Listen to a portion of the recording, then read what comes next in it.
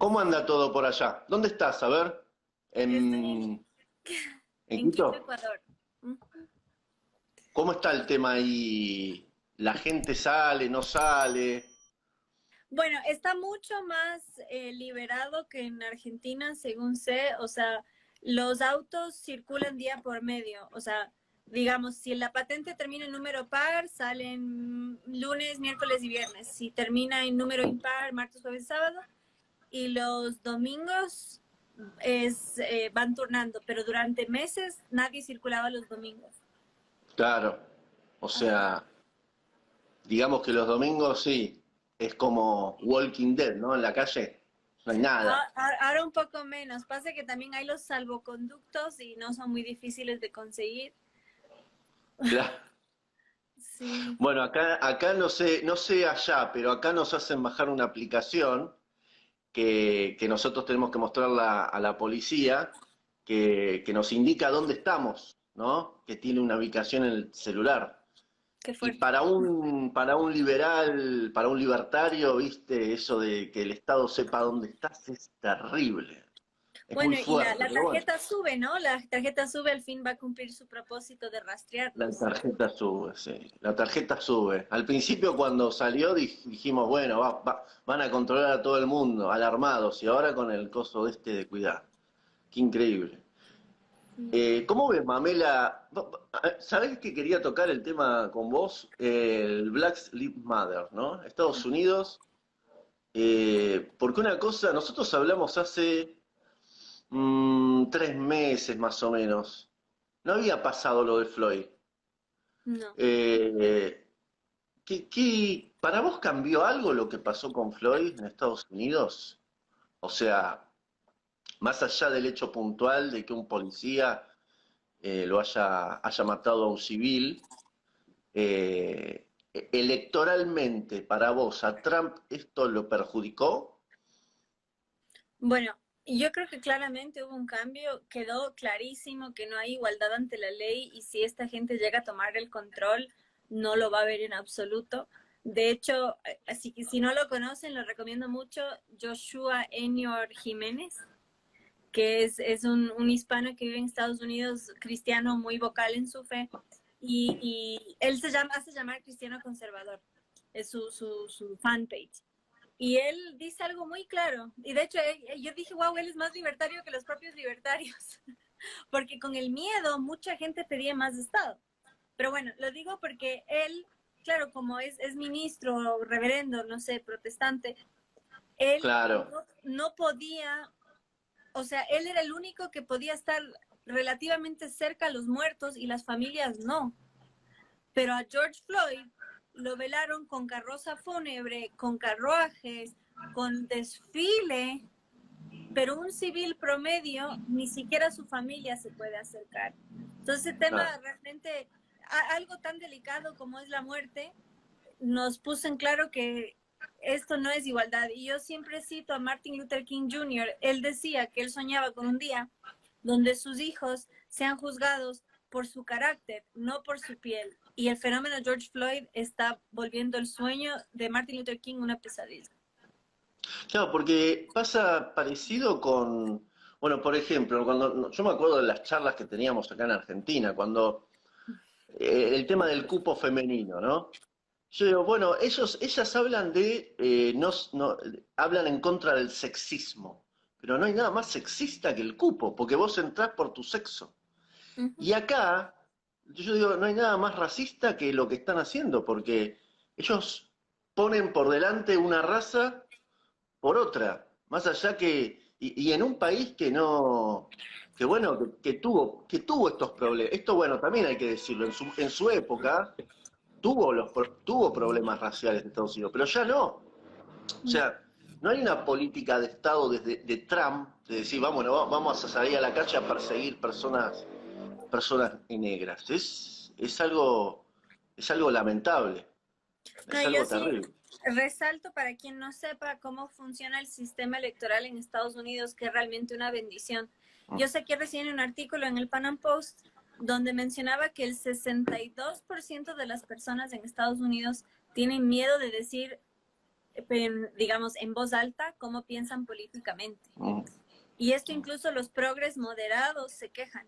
Entonces, es muy importante saber que hay la mayoría silenciosa, o digamos, una buena parte de la población no dice lo que piensa, pero lo piensa. Y en ese sentido, el colegio electoral fue una victoria para Trump en el 2016 y yo confío lo será en el 2020, porque en Estados Unidos el voto está diseñado de tal forma que las grandes ciudades... ¿Me escuchas? Creo que se cortó. ¿Sí? ¿Se No, escucha? ahí está, ahí sí, te me quedaste congelado por un segundo y miré para allá el modem y no está bien. El Ok, colegio electoral dice que nos salvó sí, en el 2016, sí, lo sé. ok. Y aspiro que, yo creo fielmente que sí, en el 2020 va a pasar. En Estados Unidos es un país como es república, no hay esta dictadura de la mayoría que la democracia se puede convertir si no tiene un contrapeso de la división de poderes, dato muy importante, porque ojo, con enaltecer a la democracia a tal punto que no tiene fiscalización. Entonces, Sí. cierro paréntesis.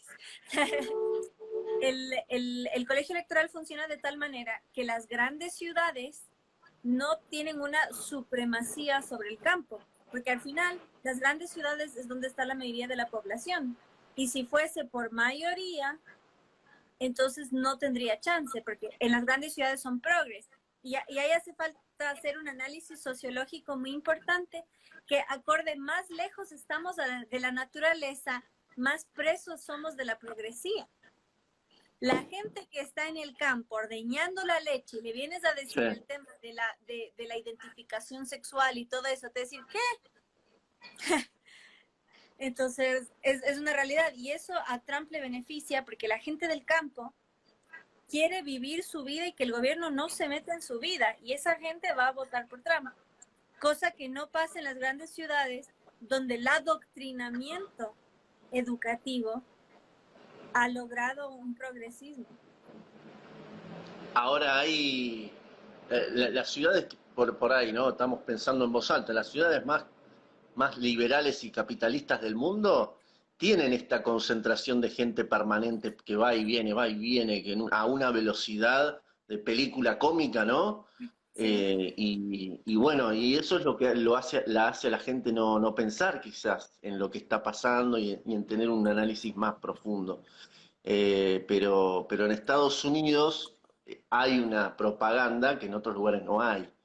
Pero hay algo muy clave en lo que vos decís, eso de yo lo definiría así, la democracia sin república es la peor de las dictaduras, porque la democracia en sí te puede llegar a justificar cualquier cosa. O sea, la mayoría votó a fulanito. Ahora, a fulanito en el poder puede hacer cualquier atrocidad, cualquier barbaridad, y bueno, pero lo votó la mayoría. Entonces, exacto. ahí hay un problema, ¿no? O sea, democracia sí, a mí me gusta la democracia, pero tiene que haber una república, tiene que haber un Estado de Derecho, división de poderes, y algo que lamentablemente la democracia tiene una deuda.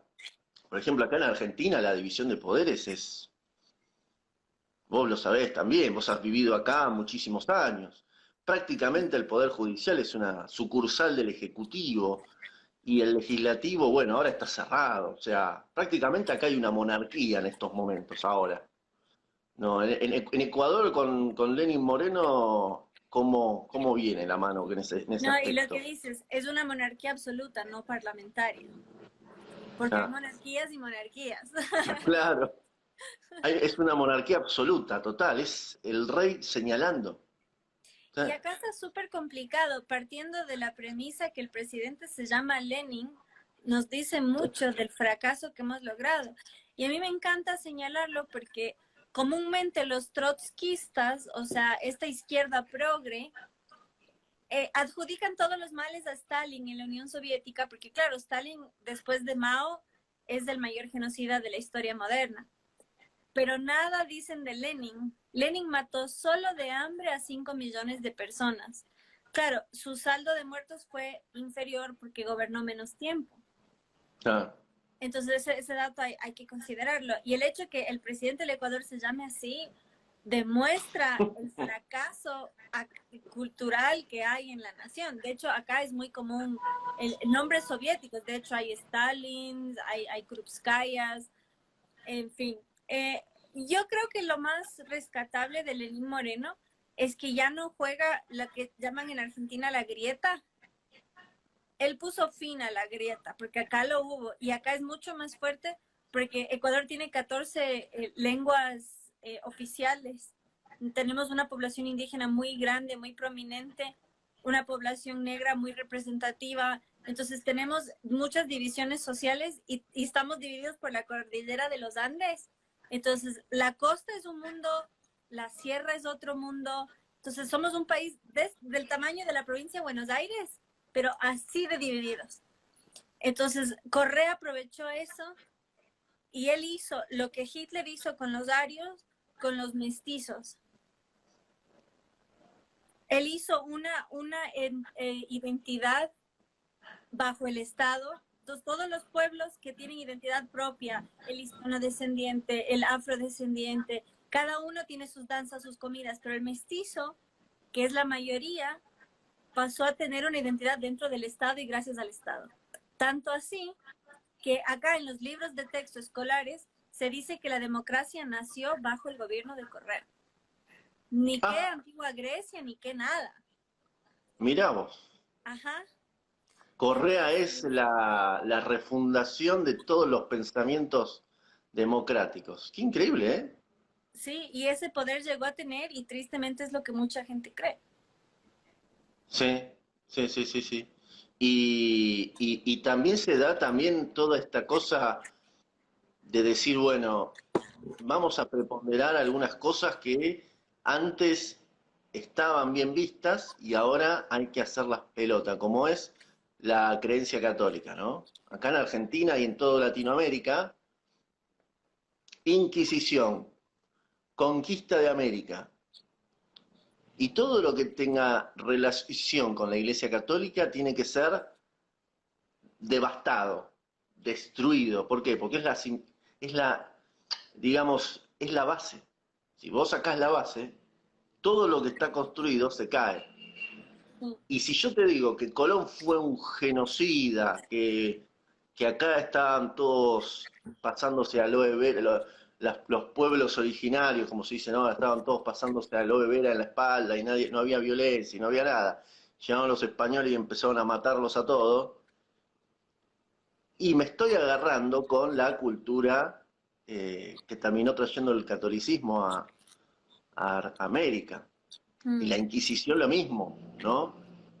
Esta cosa de que torturaron a un montón de gente, entonces la iglesia debe ser vista como lo marca la historia, tienen que pagar sus culpas. Entonces, claro, las nuevas generaciones escuchan eso y a donde menos quieren ir es a una iglesia. Yo Y creo que en ahí ese empieza. sentido, sí, perdón. En ese sentido, yo recién di una charla para la Juventud Libertaria bueno, del Partido Libertario en Chile y yo usé mucho el lenguaje corporal. Si un pueblo anda así, un pueblo va a ser dominado. Si un pueblo anda así, puede ser pisoteado. Hay Claro. una utilidad muy importante en hacernos creer que venimos de lo peor. Porque justamente te digo, como pasó en Ecuador con Correa, hay que darle al pueblo la idea que sin Estado no tiene identidad. Entonces es súper importante dividir Estado de nación, justamente Mm. para no caer en el totalitarismo. Y yo invito a quienes nos escuchan, a vos mismo, porque bueno, vos con toda esa actitud lo haces, pero hay que ser orgullosos de dónde venimos precisamente y sin pedir perdón. A mí recién me entrevistaron y dicen, no, pero vos reivindicas el legado católico. ¿Y qué dices de la Inquisición? Yo dije que debería haber otra. Y dicen, ¿qué? ¿Cómo? Y digo, claro, más que nunca en la historia la Iglesia Católica necesita una limpieza desde adentro. Y claro, le sacudes, porque aparte tu discurso viene con una autocrítica también. O sea, vos no vas a pedir perdón por tu origen, más no vas a pedir perdón por algo que no hiciste vos. Pero Más vos vas a bien. entender el rol civilizatorio. Y yo tengo una frase que me la hicieron meme que dice, los pueblos de Hispanoamérica cambiaron dioses que exigían sacrificios humanos por un dios que sacrificó a su único hijo por ellos. La evangelización en América fue posible gracias a que los pueblos prehispánicos se aliaron con España contra los incas, contra los aztecas. Y eso es muy importante entender. Nosotros venimos del amor y la unión. Nuestros enemigos se alimentan del odio y la división. Nosotros somos descendientes de la gente que dijo, basta de exigir que pongamos a nuestros hijos en un altar, desollar vírgenes para no enojar al planeta. Porque eso es lo que pasaba antes de la llegada de los españoles a América.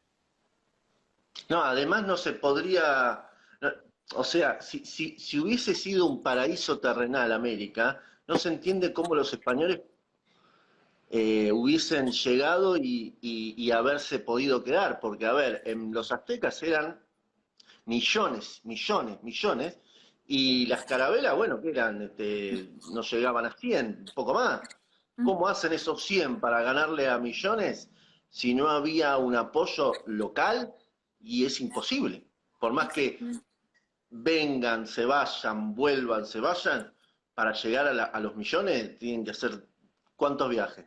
O sea, no era todo color de rosa acá. Eso hay que, yo diría que acá en Argentina se le dice machacar, ¿no? Acá eso habría que machacarlo con la misma intensidad que ellos lo hicieron durante tantos años. Y recordar algo muy importante, que es, lo hablamos con Justo la otra vez, por ejemplo, la generalización que se hace de nuestras instituciones. Y pongo, por ejemplo, el caso de los curas pedófilos, ¿no? Que haya un cura pedófilo, dos, tres, no significa que la comunidad, ¿sí?, sea una comunidad que busca paz, que busca amor a la hora de ir a misa, que sea una comunidad que transmite valores de solidaridad.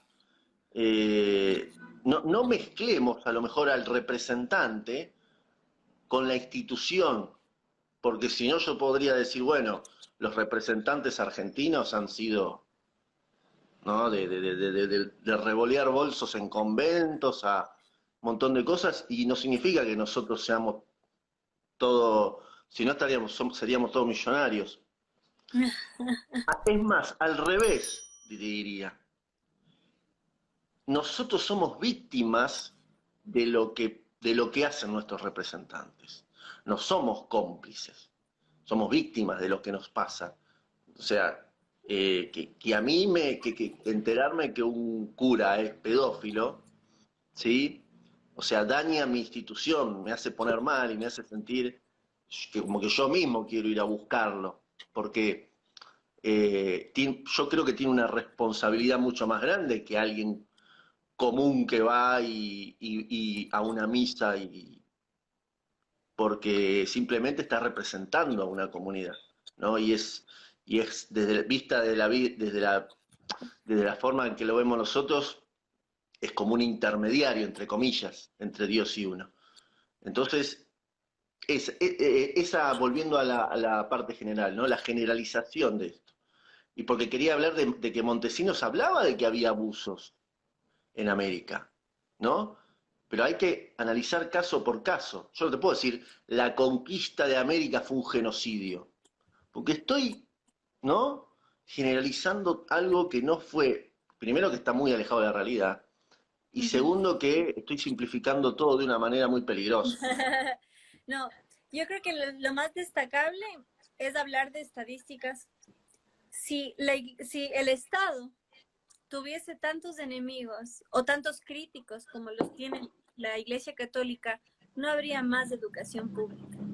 Si medimos la incidencia de abuso contra menores en los colegios, en las escuelas, no habría más educación pública, que yo creo que no debería haberla, y eso ya es otro debate. Pero realmente lo que más le pesa en contra es precisamente eso, la cantidad de críticos que tiene. Y obviamente hay que repudiarlo, por eso digo, por mí, que haya otra Santa Inquisición y que sea bien santa. Porque esa es otra de las falsedades, era apuntada a los fieles. Entonces justamente era una fiscalización. Y en cuanto al tema indígena, justo están en las preguntas, hablando de México, vos lo sabes mejor que yo, lo que fue la guerra cristera en México, y que es un capítulo de la historia que tan minuciosamente se ha borrado, muy poca gente la conoce, que se prohibió el culto católico en México en 1926, y hubo una guerra. ¿Y quiénes eran los principales soldados en esa guerra? Los indígenas, los campesinos. Quien divida la fe católica del pueblo, del campo, del indígena, no conoce al pueblo. Es así de simple. Los Ah, más fieles, los más devotos, precisamente son esas personas. Entonces ujú. es muy, muy arrogante, muy altivo y sobre todo muy enajenado de la realidad de lo que llaman pueblo, decir una falsedad semejante. Y conozco liberprogres que han dicho horrores así, que no hay cosa peor que ver un indígena cristiano, un indígena católico. Y dices, ¿qué? Precisamente fueron los indígenas prehispánicos quienes se unieron a España porque estaban hartos de los sacrificios humanos, porque estaban hartos de ser esclavos.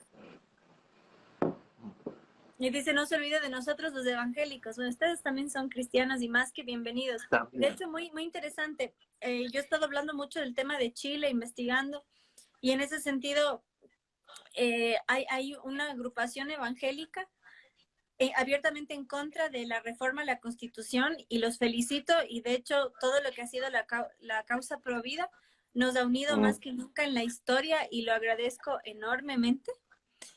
Y felicitaciones y gracias por ser tan fuertemente vocales en su rechazo a este tipo de cosas. Yo creo que son unos aliados de oro. Uh -huh. Las iglesias evangélicas o sea, en el ataque a la cultura judeo-cristiana me refiero, Mm. son importantísimos, digamos, obviamente tenemos nuestras diferencias, pero por ejemplo, quería volver al tema, bueno, ya vamos a volver al tema este de que nos une a los cristianos, pero el tema de la guerra cristera, 1926-1929 en México con el gobernador Calles. Ahí no solamente estaba prohibida, ¿no? El culto, sino que iban a la iglesia a matar a los curas y a matar a los fieles católicos. También me podría acordar de los 500.000 campesinos asesinados en la Revolución Francesa.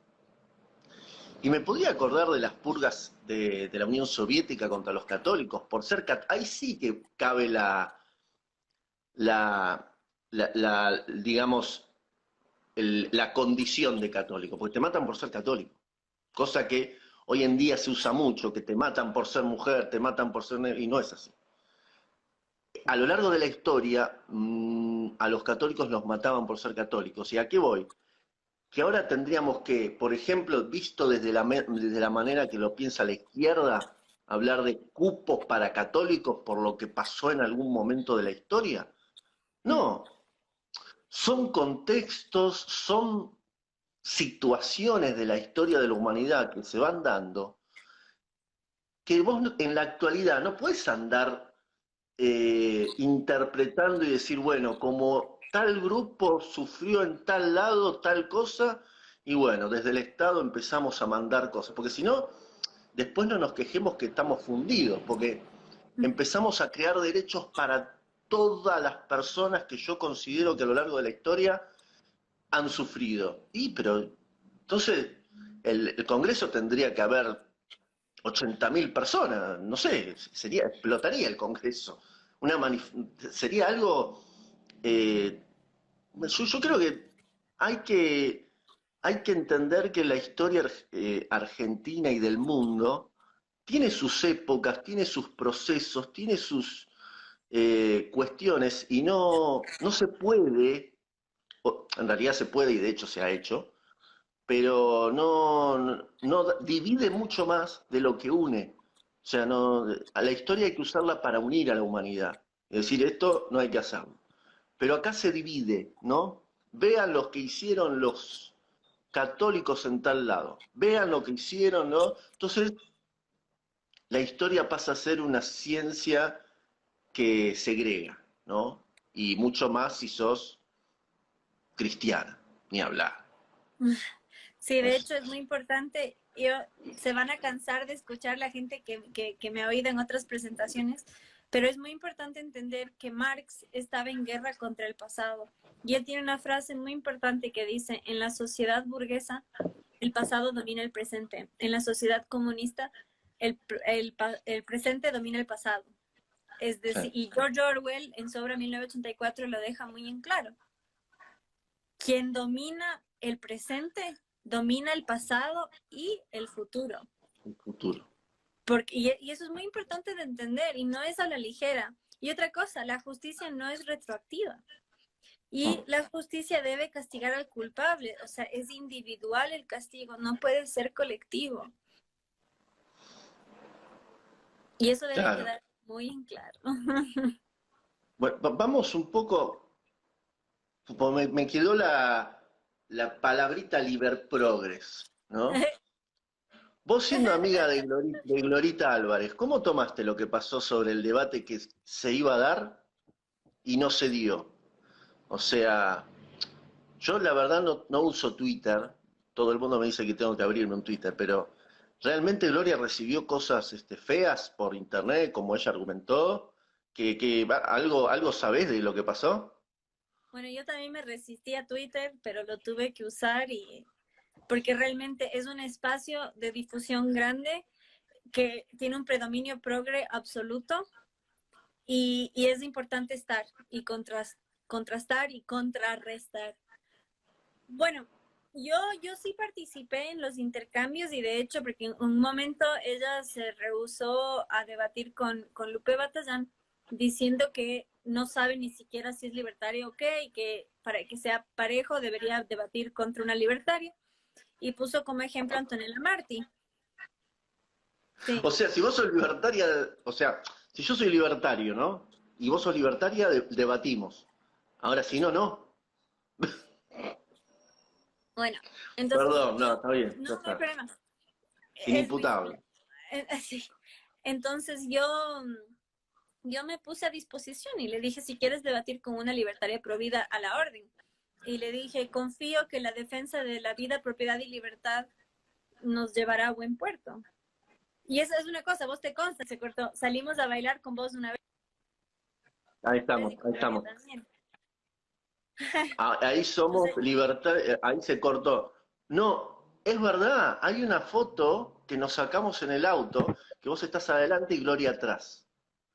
Y que fuimos, en ese momento yo estaba presidiendo la Juventud CD, ¿no? Y no sé quién fue del grupo que me dijo, vamos a un boliche que está Gloria Álvarez. Y yo dije, bueno, la verdad todo lo que sea liberal en esa época era bueno, sin entrar en estas cuestiones que vos decís, pucha, ¿cómo? Si esto significa ser liberal, y mirá, quiero que me tilden de otra cosa, de conservador, de derecha, no sé qué fuera. Pero, me, ¿sabés que me quedó haciendo mucho ruido lo que dijiste? Un debate entre ustedes dos. pero ojo, y no voy a decir nombres, pero yo le dije de la mejor onda, dicho en términos argentinos, y hubo páginas amigas que hicieron memes burlándose de mí porque ella no me contestó. Pero en todo caso, si ella no me contesta, queda en ella. Capaz que ni vio, o sea, porque uno en Twitter recibe miles de notificaciones, me pareció cualquiera. Entonces, esas divisiones son realmente, bueno, en fin. La cosa es que yo sí creo que fue bastante infantil todo, cómo se dio todo.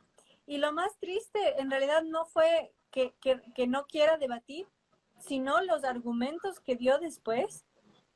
Equiparó un Ah, que el espermatozoide espermatozoide es con un lo embrión, mismo un espermatozoide que que un embrión.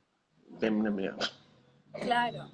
Entonces yo realmente, bueno, y a vos te consta, o sea, yo todavía sí le considero amiga Gloria, la quiero, conmigo fue siempre muy buena y yo le soy agradecida por mucho de lo que ha hecho.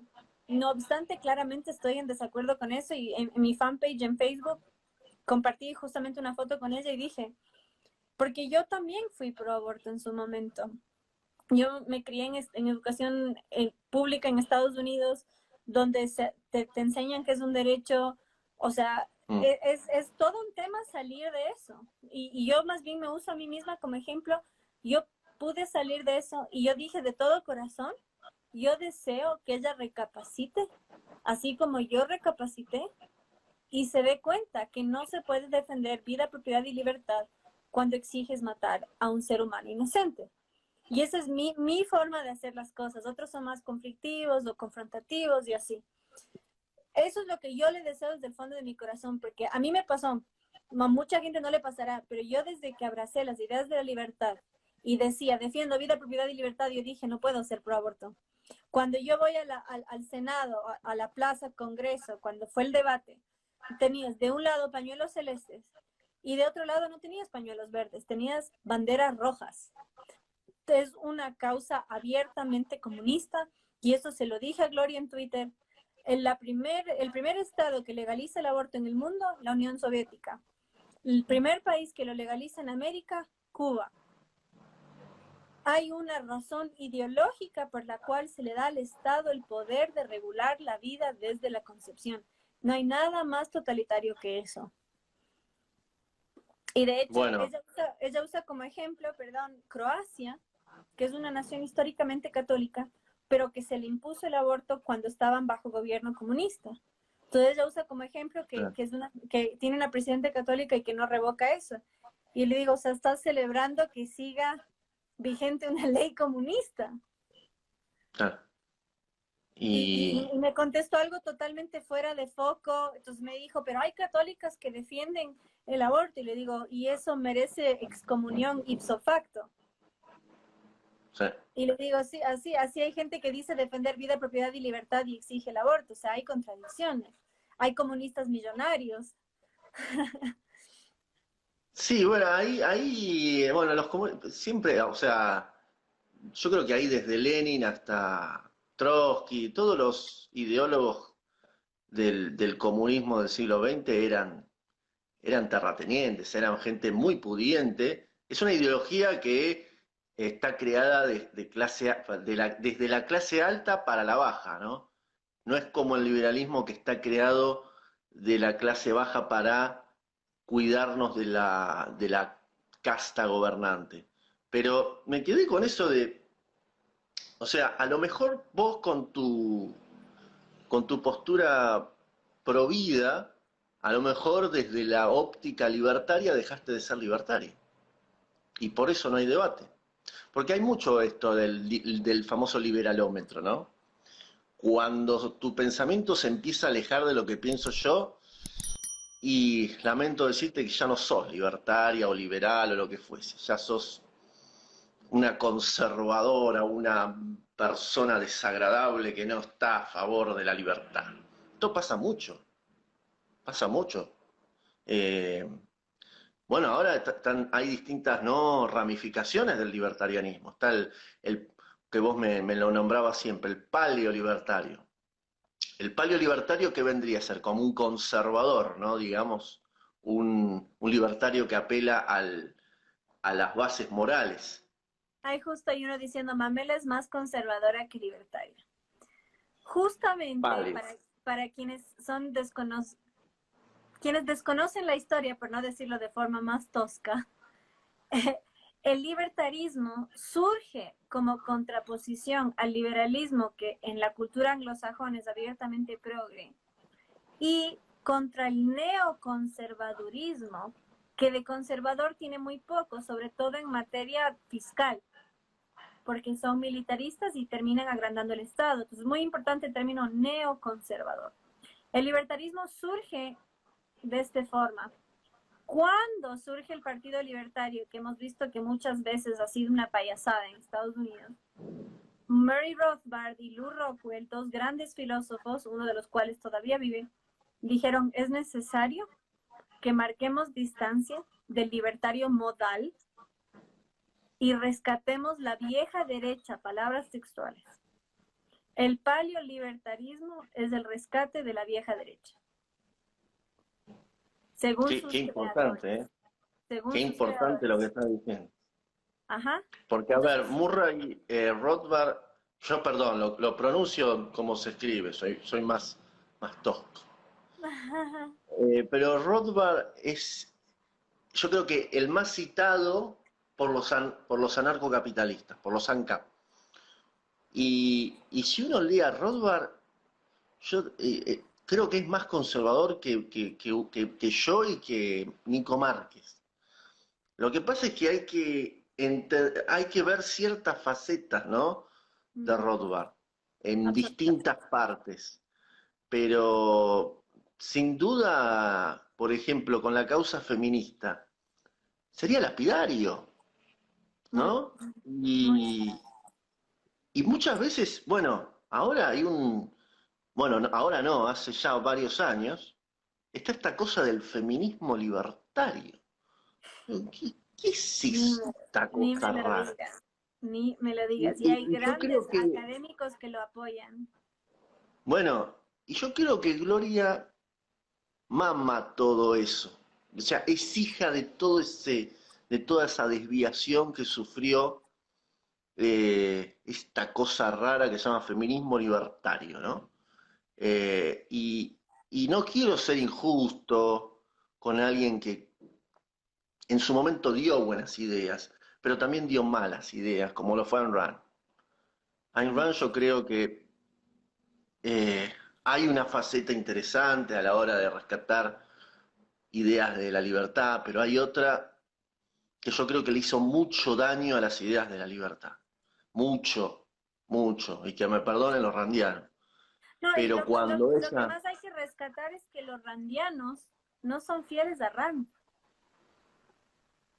Ah, ¿por qué? A ver, Los profundicemos ahí. ¿Por qué? randianos, por ejemplo, los randianos más estrictos ni siquiera beben alcohol porque pierden la racionalidad. Ella decía que los libertarios eran hippies de derecha. A Ayn Rand nunca le gustó el libertarismo porque ella sí cree en el Estado, un Estado mínimo, pero Estado al fin. Y hoy en día los randianos se atribuyen el término libertario como propio cuando ella despreciaba a los libertarios. Para Ayn Rand, la homosexualidad era repugnante, palabras textuales. Y ahora los randianos pro LGBT. Entonces, en ese sentido, son muy caprichosos en sus lecturas de Rand. Pero yo creo que hay que hacer un análisis mucho más profundo. Muchas veces usamos consignas como dato mata relato y somos muy racionales, muy objetivistas, como la propia Rand. Pero no nos damos cuenta que lo que a la gente lo emotiva al final del día es la emoción. Y tanto Rand como las promotoras del feminismo libertario son mujeres que tuvieron crisis de edad media, que en su menopausia encontraron una razón de ser en generar algo innovador, pero sobre todo porque nada le da valor a la mujer como su fertilidad, como su sexualidad, y cuando ven devaluada su fertilidad y sexualidad, necesitan ir contra la cultura y abrazar causas progresistas, porque se sienten juzgadas. Mm. Y yo siempre hago análisis sociológicos mucho más profundos porque lo creo muy importante y sobre todo esto lo hablaba recién con una amiga, con Mila, que Surbriggen creo que es el apellido. Las mujeres, Sí, lo he leído el apellido, pero nunca me animé a pronunciarlo en voz alta porque iba a decir cualquier cosa. claro, las mujeres en la causa de la libertad no deberíamos competir con los varones como iguales. Nosotras tenemos recursos propios y precisamente la emocionalidad es nuestro rubro y nosotras con suavidad en lo que merece y con fortaleza en lo que también debemos ser ese puente que llega al otro. Mientras que otros personajes son un macho, son súper agresivos, son súper toscos y te hablan. Yo hago así, me salen arrugas cuando empiezo a hablar así, porque no es natural. Entonces, justamente mujeres así son las que abrazan este tipo de causas porque tienen un dolor mucho más profundo, creo yo. Y están diciendo, me preguntaron si Rothbard era no solo pro aborto, sino que él creía que los padres tenían la potestad de matar a sus hijos mientras vivan en su casa. Así era Rothbard. Entonces hay que entender a los filósofos, a mi criterio, en su evolución.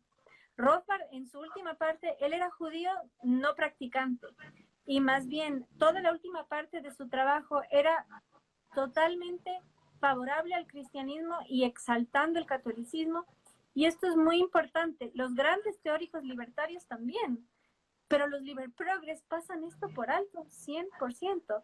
Me enteré que los chicos del PL, del Partido Liberal Libertario de Argentina, le decían negro facho a Thomas Sowell.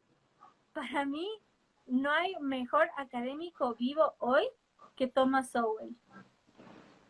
Negro, Sí, libertario, y él justamente nos lleva a una dimensión dentro de la comunidad negra para entender todas las disfuncionalidades sociales que existen, como la falta de paternidad. 2 de cada 3 niños negros nace sin un papá. Pero para ellos, él es facho, ¿por qué? Porque está en contra del matrimonio igualitario. Y él muy ah, interesante, él te habla de la antigua Grecia, donde la homosexualidad era común, y aún así no pedían matrimonio, porque matrimonio tiene otro fin. ah. Entonces, hagan lo que quieran con sus cuerpos, pero no pretendan imponer un falso equivalente. El matrimonio viene de la capacidad de ser madre y de mediante un vínculo unirse. 2 hombres no hacen un matrimonio, 2 mujeres no hacen un matrimonio. Yo sí creo en la unión civil, que deberían firmar un contrato como cualquier otro y que no Claro, debería en caso que preguntar una qué persona pasa. muera, claro, reciba el Exacto, mismo que puedan trato. Sí. heredar, que puedan ir al hospital, firmar un seguro. Yo 100% unión civil. Lo que yo estoy en contra, sobre todo como profesora de lengua, que me vengan a meter un falso equivalente y venderme que día es noche, porque no lo es. Y por eso llamaron negro facho a uno de los grandes intelectuales de la época. No, y vos sabés que, o sea, uno se pone a pensar, bueno, igualdad ante la ley. Con la unión civil ya hay igualdad ante la ley. O sea, la pareja homosexual está en igualdad de condiciones con una pareja heterosexual. Lo que yo no entiendo es la necesidad permanente de insistir en que se llame matrimonio.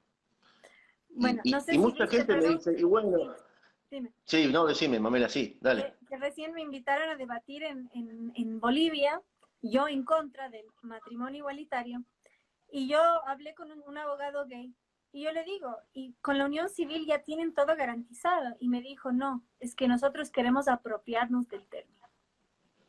Ah, pero a confesión de parte, Uh -huh. ¿no? Ajá, absolutamente, es que no hay duda.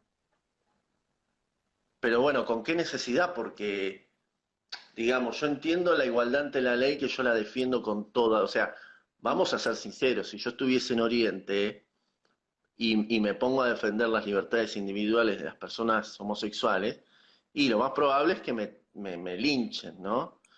Pero yo creería que estaría bueno que dejen de matar a las personas o de perseguirlas o de por su condición sexual, me parece aberrante. Ahora, Absolutamente. en Occidente, en igualdad ante la ley, esa cosa extraña, ¿no? Porque muchos me dicen, y bueno, pero si es una palabra, ¿en qué cambia?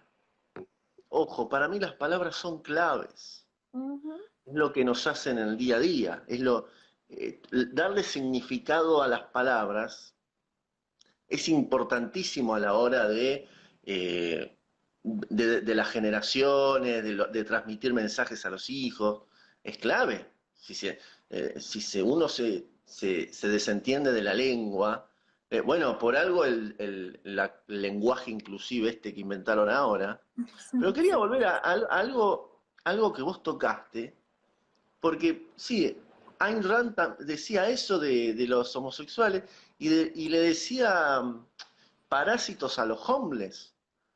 Y, y, y, y, Y al no nacido también.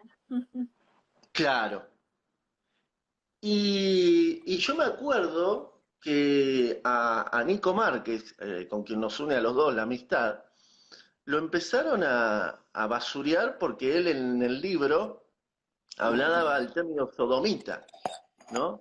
Y decían que una persona no puede ser liberal cuando habla despectivamente del otro. Bueno, entonces Ayn Rand no era liberal, y entonces, a ver, nadie puede dudar que Milei no sea liberal. Y Milei te dice que todos los políticos son todos una manga de basura, de hipócrita, de chorro. Entonces, ¿desde cuándo el, la manera de expresarse de uno determina si uno es liberal o no. Eso me Bueno, parece, ¿no? sí. Mucho más censurador que el propio totalitario. Algo muy destacable es que Rand, en la misma cita que dice que es repugnante, dice, como vos bien mencionas, eso no significa que creo que deban ser perseguidos ante la ley ni deben ser perjudicados. Es mi opinión personal y ella incluso lo habló como un tema de desequilibrio mental. Ojo. Y ahora yo participé recién de un foro anti-izquierda con referentes de cada país de la región y yo hice una culpa y un llamado de atención. Yo, como soy parte de la Fundación Libre presidida por Laje y el genial Horacio Di Giusto que está por ahí, lo vi conectado, Lo vi ahí a Horacio Justo. y otros Un saludo grandes grande. intelectuales. Y yo sí dije, la primera gente que nos critica son afines. A ver, ¿No? Mamela, moviste el celular porque te escucho más bajo. Sí, sí, eso me están diciendo. Es que no tengo batería. A ver, es que no es mi ángulo, no mentira. Bueno, Ah, no, porque como antes se escuchaba bien, ¿eh?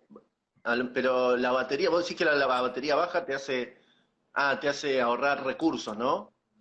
sí, es que creo que lo metí dentro de una taza como soporte y ahí se absorbió el sonido. Ah, con razón. Bueno, entonces, Bueno, así pasa qué cuando hacemos confesión mal que mal. hiciste, ¿no? El celular adentro de una taza. Hiciste una confesión espectacular. Yo nunca me hubiese animado a hacer esa confesión. El celular adentro de una taza por el soporte. Así, la sinceridad es una de mis cualidades y Está bien, defectos muy bien. a efectos de las circunstancias. Bueno, entonces, lo que decías de la libertad de expresión, hoy justo en mi fanpage hice una publicación. Hay un maquillador muy conocido en Brasil que se llama Agustín Fernández. Lástima su apellido. Y él es homosexual. Y él apoya abiertamente a Bolsonaro, tiene fotos de abrazados con Bolsonaro. Y muchos sabrán los comentarios súper fuertes que ha hecho Bolsonaro respecto a la homosexualidad. Muy dolorosos incluso para mucha gente. Pero ¿qué pasa?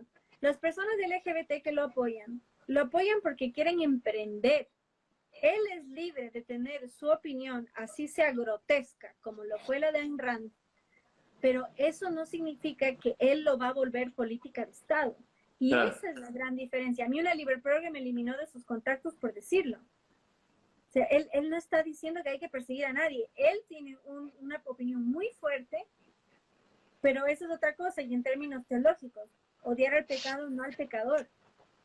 Entonces, yo puedo estar en contra o quien fuere, pero eso no significa que voy a tratar mal a alguien. Y el término sodomía es un término incluso médico, desde luego viene de un origen bíblico, como muchos términos, pero cuando hay una vejación o una ultrajación anal, se denomina sodomización. Cuando te hacen una autopsia, ese es el término. Entonces, ¿qué? ¿Van a ir los liberprogres a decir en la morgue, ey, ey, ey, ey, ey? No. claro. Sí. Entonces, Para que. perdón, y eso fue el pensamiento de síntesis. La libertad es para todos o no es para nadie. Cada cual es libre de decir y pensar lo que quiera, siempre y cuando no dañe al otro. Y pensar como yo pienso no le daña a nadie. No puedo tratarle a la persona LGBT como alguien tan frágil y tan pobrecito que las palabras lo lastiman. No, hay que tratar a la gente como mi semejante. Hay que endurecer un poco el cuero. Claro, claro. Yo creo que, Ya me enojé. claro, o sea, hay un libro, no sé, y me encanta la frase, la generación de cristal, ¿no? Que vos tenés que medir toda palabra, coma, acento, porque vos decís, uy, lo habré ofendido con lo que dije. Bueno, a ver, creo que Joshua Mill decía, la expresión es ilimitada, lo que debe ser punible es la acción. Y eso es importantísimo lo que dijiste sobre un presidente, por ejemplo, ¿no? El presidente puede tener la opinión de hablar y decir, y qué sé yo creo que los que hacen tal cosa, tal otra. Ahora, no, Bolsonaro, por ejemplo, no es que implementa una política para perseguir personas por su sexualidad. Esto es lo importante. O Trump, ¿se acuerdan las barbaridades que decían de Trump antes de asumir? Que iba a perseguir a las mujeres, que iba a perseguir a los homosexuales, que iba a la Tercera Guerra Mundial.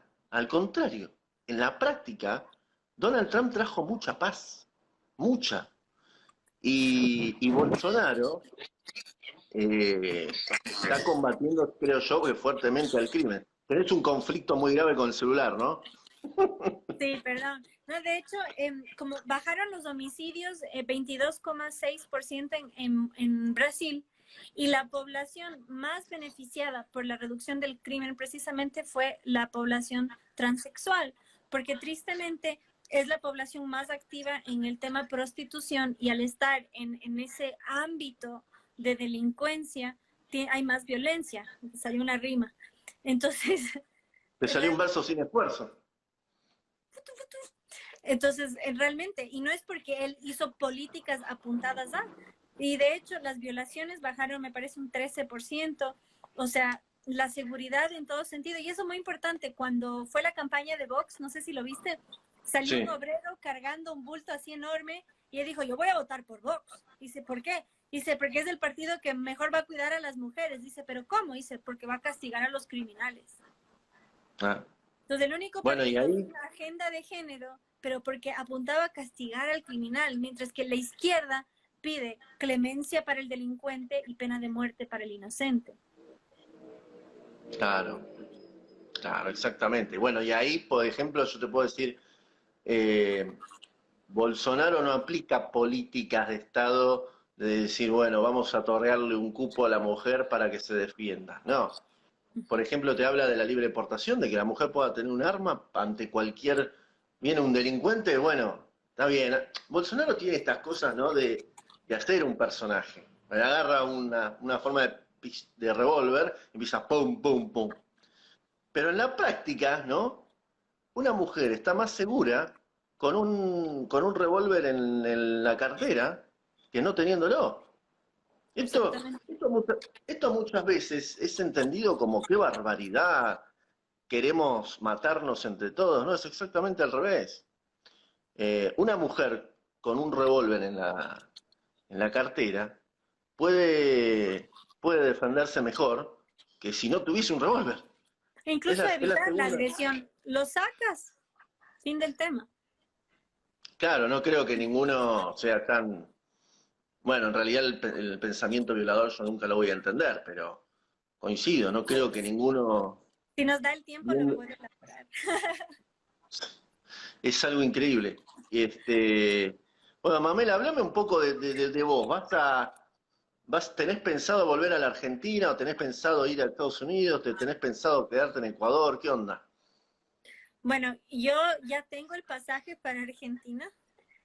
Tenía que viajar en marzo porque iba a ser reconocida en el Congreso de la Nación como una de las 5 Sí. mujeres más prominentes en la causa Provida. Un honor, pero por todo esto se suspendió, y amorosamente me dijeron, como tenés el pasaje, vení. Viste, lo digo en porteño. Y lo hacemos, pero dije, no, lo hago cuando podamos estar todas, y estoy a la expectativa. O sea, voy a poder viajar apenas se pueda. Claro, pero digamos, venís unos días por el tema este y después te volvés a Quito. O sea, mi pregunta iba, ¿cuál va a ser tu residencia futura? ¿Te gustaría volver a vivir en Argentina? Que te digo, está ideal para vivir en Argentina, ¿eh? No sabés cómo estamos. Estamos a punto de... En cualquier momento explota todo. O te querés quedarte allá o irte para otros lados. Estoy abierta a la posibilidad. Y gracias Lo por la estás, bienvenida lo y estás esta analizando. invitación. O sea, yo estoy abierta a la posibilidad, realmente. Yo no tengo ese arraigo, y como no soy de aquí ni soy de allá. O sea, yo estoy abierta a lo que más beneficios me traiga y donde más útil soy. Claro. Y Bueno, en como es Argentina, en ahí, Argentina eras útil, estabas dando una batalla cultural importantísima. Bueno, en Ecuador, ¿vos dónde te sentís que das mejor la batalla? ¿En Ecuador o en Argentina? Qué linda bueno, pregunta, dice, ¿eh? bueno, dada la tecnología, por ejemplo, en Ecuador Recién el año pasado intentaron legalizar el aborto en caso de violación y deformación fetal, que es súper duro de defender, aún para los pro vida, y Sí, logramos que no pase la ley. Y yo desde Argentina formé vía Skype a los jóvenes pro vida ecuatorianos. Entonces, en ese sentido, la tecnología nos da la oportunidad de estar conectados, estemos donde estemos. Entonces, en ese sentido, yo sí creo que es casi indistinto donde esté. Yo amo claro. Argentina, amo Buenos Aires, y digan lo que digan, yo, o sea, por ahí el estándar es muy bajo, pero yo en Argentina me siento muy segura caminando en la calle, y, y eso es algo que no lo cambio. Acá, por ejemplo, no, y no por ser mujer, nadie, o sea, acá no hay la cultura de caminar, no hay transporte después de las 9 de la noche. Es un tema. A mí me encanta, la comida me gusta mucho más acá. La gente es linda, es cálida también. Y en Argentina el clima social está muy tenso.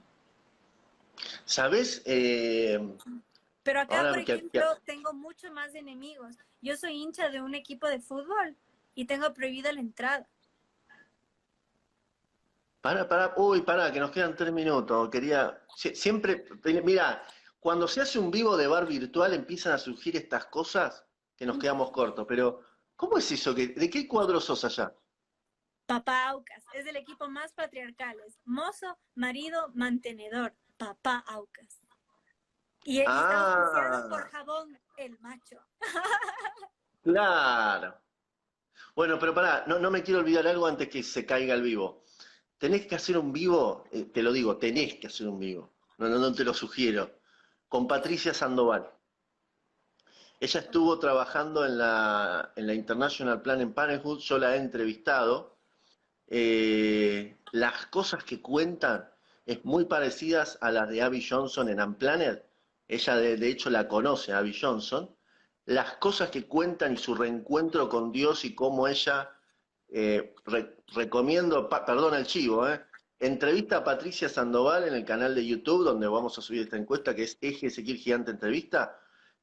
Mirate esa entrevista y comunicate con ella. Te puedo pasar el teléfono y puede salir un vivo impresionante, porque ella abortó 3 veces, trabajó en Planned Parenthood, muy parecido a la vida de Abby Johnson, estuvo viviendo en la calle por 3 años, en la miseria absoluta, y ahora está, bueno, sacó un libro que se llama Transfigurada, no, no me acuerdo, creo que es Transfigurada, sí, Transfigurada. Pero bueno, ella habla de su nueva vida y le está yendo muy, muy bien, muy bien.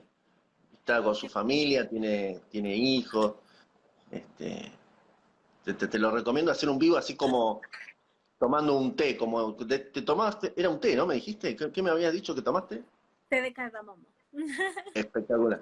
Bueno, Mamela, un honor haber compartido una taza contigo aquí en el bar virtual. Y bueno, esperemos que esta modalidad se haga más seguido, ¿sí? Viste que estas charlas espontáneas son espectaculares. Sí, a la orden, cuando quieras. Eso sí, bueno, digo cuando quieras, pero coordinamos bien porque por ahí se me Dale, complica, pero a la orden, y gracias por la recomendación. Y dejo están diciendo que las armas no valen la pena. La idea de las armas no es usarlas, es poder tenerlas, es hacer hasta lo imposible por defender la vida. Y que quede claro, no podemos delegar